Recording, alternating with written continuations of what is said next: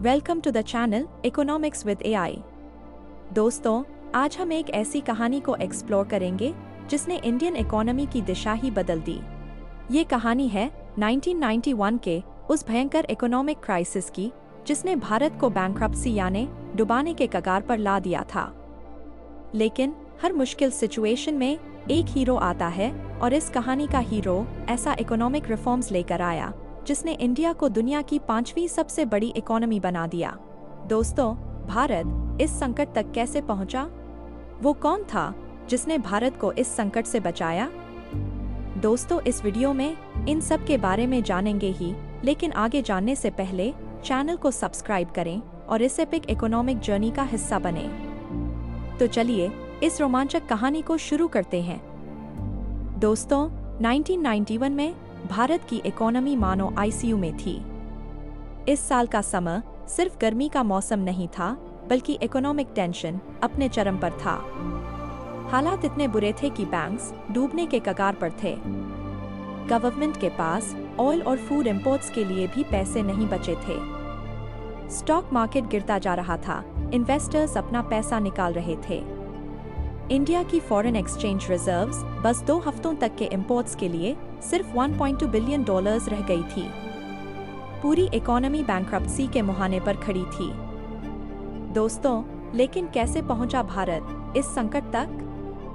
1991 का economic crisis एक दिन में नहीं आया, बल्कि यह दशकों की गलत आर्थिक नीतियों, स्ट्रक्चरल कमजोरियों और ग्लोबल शॉक्स का नतीजा था। जब 1947 में भारत आजाद हुआ, तब ब्रिटिश रूल की इकोनॉमिक एक्सप्लॉयटेशन के जख्म ताज़ा थे। हमने देखा था कि कैसे ईस्ट इंडिया कंपनी, एक फॉरेन कंपनी, रिसोर्सेज को एक्सप्लॉयट करके हमारे देश पर राज करने लगी थी। दोस्तों, जब ब्रिटिश रूल के बाद इंडिया आजाद हुआ, तब हमारे लीडर्स बहुत सतर्क थे। उन्हें डर था कि अगर फॉरेन इन्वेस्टमेंट को खुली छूट दी गई, तो कहीं फिर से कोई विदेशी कंपनी या नेशन हमारी इकोनॉमी पर हावी न हो जाए। फॉरेन इन्वेस्टमेंट पर सख्त पाबंदी लगा दी गई ताकि इंडिया की सॉवरेनिटी सुरक्षित रहे। इसे कहा गया लाइसेंस राज, जहां हर बिजनेस, हर इंडस्ट्री गवर्नमेंट की अप्रूवल पर डिपेंडेंट थी। गवर्नमेंट ने खुद इंडस्ट्री स्थापित करने की जिम्मेदारी ली, क्योंकि प्राइवेट कैपिटल बहुत लिमिटेड और स्केर्स था। इंडस्ट्रियलाइजेशन की नींव रखने के लिए सरकार ने इंफ्रास्ट्रक्चर, टेलीकॉम और स्टील जैसे कई महत्वपूर्ण सेक्टर्स तैयार किए। शुरुआत में यह सोशलिस्ट मॉडल अच्छा चला, लेकिन 1970s तक आते आते इकोनॉमी की गति धीमी पड़ गई। हैवी गवर्नमेंट कंट्रोल ने एंटरप्रेन्योरशिप और फ्री मार्केट को दबा दिया। पब्लिक सेक्टर एंटरप्राइजेस को बढ़ावा दिया गया, लेकिन इनएफिशिएंसी और ब्यूरोक्रेसी ने प्रोडक्टिविटी और इनोवेशन को धीमा कर दिया।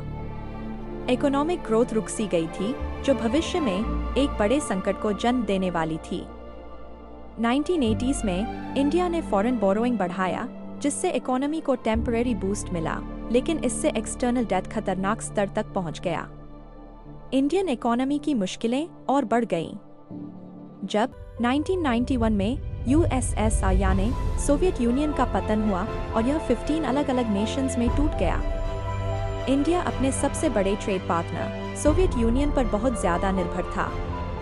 सोवियत यूनियन के साथ भारत के ट्रेड एग्रीमेंट्स एक झटके में खत्म हो गए। यूनियन से मिलने वाली इकोनॉमिक सपोर्ट भी अचानक बंद हो गई। उसी समय एक और भयंकर संकट आया। 1990 में गल्फ वॉर छिड़ गया। ऑयल प्राइसेस आसमान छूने लगे, जिससे इन्फ्लेशन अनकंट्रोलेबल हो गया। इंपोर्ट्स अचानक महंगे हो गए। इंडिया, जो पेट्रोलियम इंपोर्ट्स के लिए गल्फ नेशंस पर बहुत ज्यादा निर्भर था, अब अपनी बची खुची फॉरेन एक्सचेंज रिजर्व से फ्यूल खरीदने में स्ट्रगल कर रहा था। सरकार कम कमा रही थी और ज्यादा खर्च कर रही थी, इसकी वजह से एक्सेसिव बोरोइंग करनी पड़ी। 1991 तक इंडिया का फिस्कल डेफिसिट 8.4% ऑफ जीडीपी तक पहुंच गया।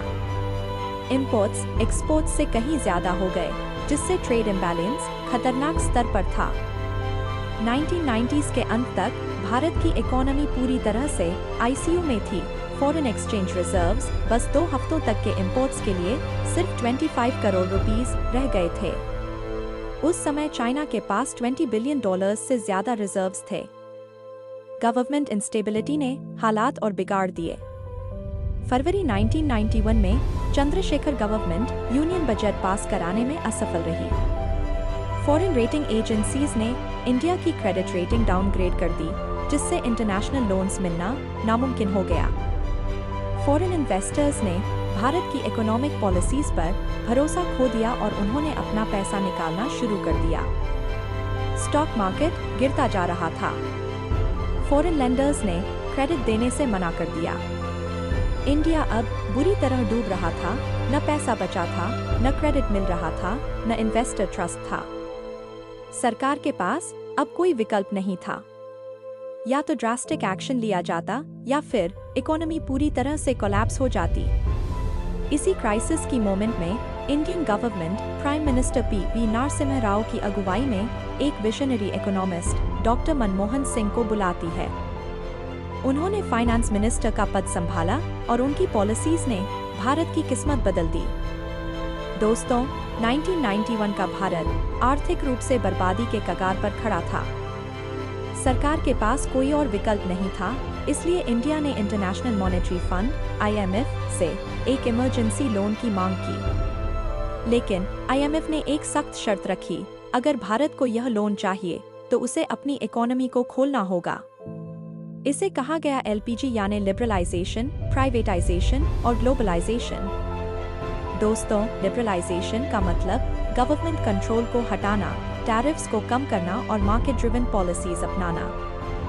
प्राइवेटाइजेशन का मतलब सरकारी कंपनियों को प्राइवेट प्लेयर्स को सौंपना, जिससे एफिशिएंसी और प्रोडक्टिविटी बढ़े। और ग्लोबलाइजेशन का मतलब इंडिया को फॉरेन ट्रेड और इन्वेस्टमेंट के लिए खोलना, जिससे भारत ग्लोबल इकोनॉमी से जुड़ सके। यह बदलाव 1991 की न्यू इकोनॉमिक पॉलिसी के नाम से जाने गए, जिसने दशकों पुरानी सोशलिस्ट रिस्ट्रिक्शंस को हटा दिया और इंडियन बिजनेसेस को पहली बार असली फ्रीडम दी। दोस्तों, भारत इतनी बुरी स्थिति में था कि उसे IMF से $2.2 बिलियन का लोन लेने के लिए 67 टन सोना गिरवी रखना पड़ा। RBI ने 47 टन सोना बैंक ऑफ इंग्लैंड और 20 टन सोना union bank of Switzerland (UBS) को भेजा, जिससे $600 मिलियन जुटाए गए। यह भारत के लिए एक शर्मनाक क्षण था, क्योंकि देश को बचाने के लिए अपना सोना गिरवी रखना पड़ा। दोस्तों, भारत को बचाने के लिए prime minister P Narasimha Rao और उनके finance minister doctor Manmohan Singh ने 24 जुलाई 1991 को एक ऐतिहासिक बजट पेश किया। बजट स्पीच में डॉक्टर मनमोहन सिंह ने कहा, इंडिया पुरानी आर्थिक नीतियों में कैद नहीं रह सकता, हमें खुलना होगा। इस बजट में ऐसी इकोनॉमिक पॉलिसीज पेश की गई जिन्होंने भारत की अर्थव्यवस्था की जंजीरें तोड़ दी। दोस्तों, 1991 की नई आर्थिक नीति में क्या क्या बदलाव हुए? लाइसेंस राज को खत्म किया गया। अब बिजनेसेस को एंडलेस गवर्नमेंट अप्रूवल्स की जरूरत नहीं थी। ब्यूरोक्रेटिक डिलेस और करप्शन कम हो गए। फॉरेन इन्वेस्टमेंट का स्वागत किया गया। कोका कोला, IBM और फोर्ड जैसी ग्लोबल कंपनियां भारत लौटीं, जिससे इन्वेस्टमेंट्स और जॉब्स आए। इंपोर्ट रिस्ट्रिक्शंस कम हुए। अब कंज्यूमर्स को ग्लोबल ब्रांड्स और बेहतर क्वालिटी वाले प्रोडक्ट्स मिले। रुपी डिवैल्यूएशन किया गया। इंडियन रुपी की कीमत कम की गई ताकि एक्सपोर्ट्स कॉम्पिटिटिव हो सकें और विदेशी कमाई बढ़े। पब्लिक सेक्टर प्राइवेटाइजेशन हुआ। सरकारी कंपनियों को प्राइवेटाइज किया गया, जिससे उनकी एफिशिएंसी और ग्रोथ बढ़ी। इन सभी बदलावों ने भारतीय इकोनॉमी की असली ताकत को उजागर कर दिया। भारत में आर्थिक चमत्कार देखने को मिले। GDP ग्रोथ, जो 1991 में सिर्फ 1.1% थी, वह 2000 के दशक तक 7% से ज्यादा पहुंच गई। जॉब क्रिएशन हुई। IT, टेलीकॉम, बैंकिंग और मैन्युफैक्चरिंग में लाखों नई नौकरियां बनी। इंडिया बना एक global IT hub. Infosys, Wipro और TCS जैसी कंपनियों ने ग्लोबल एक्सपांशन किया। फॉरेक्स रिजर्व्स बहुत ज्यादा बढ़ गया। 1991 में $1.2 बिलियन था और 2024 में $600 बिलियन से ज्यादा पहुंच गया। दोस्तों, न्यू इकोनॉमिक रिफॉर्म्स से जुड़े कुछ इंटरेस्टिंग तथ्य इस प्रकार हैं। इन सुधारों की प्रेरणा चीन के 1978 के डेंग जियाओपिंग रिफॉर्म्स से ली गई थी। डॉक्टर मनमोहन सिंह का 1991 का बजट भाषण आज भी सबसे ऐतिहासिक इकोनॉमिक पॉलिसी स्टेटमेंट माना जाता है। 2024 में भारत की जीडीपी $3.7 ट्रिलियन हो चुकी है, जिससे भारत दुनिया की 5th सबसे बड़ी इकोनॉमी बन गया है। 1991 की कड़वी यादों को मिटाने के लिए 2024 में आरबीआई ने पहली बार 100 टन सोना यूके से वापस भारत लाया। दोस्तों, इस प्रकार जो सुधार आईएमएफ लोन की मजबूरी से शुरू हुए थे, वे भारत की सबसे बड़ी ताकत बन गए। आज भारत दुनिया की सबसे तेजी से बढ़ती इकोनॉमी में से एक है। इस कहानी से हमें यह सीख लेनी चाहिए कि सबसे बड़े रिस्क सबसे बड़ी जीत दिलाते हैं। दोस्तों, ऐसी और शानदार इकोनॉमिक स्टोरीज के लिए लाइक करें, सब्सक्राइब करें और इस चैनल को फॉलो करें। हमारे साथ जुड़े रहें। Thanks for watching.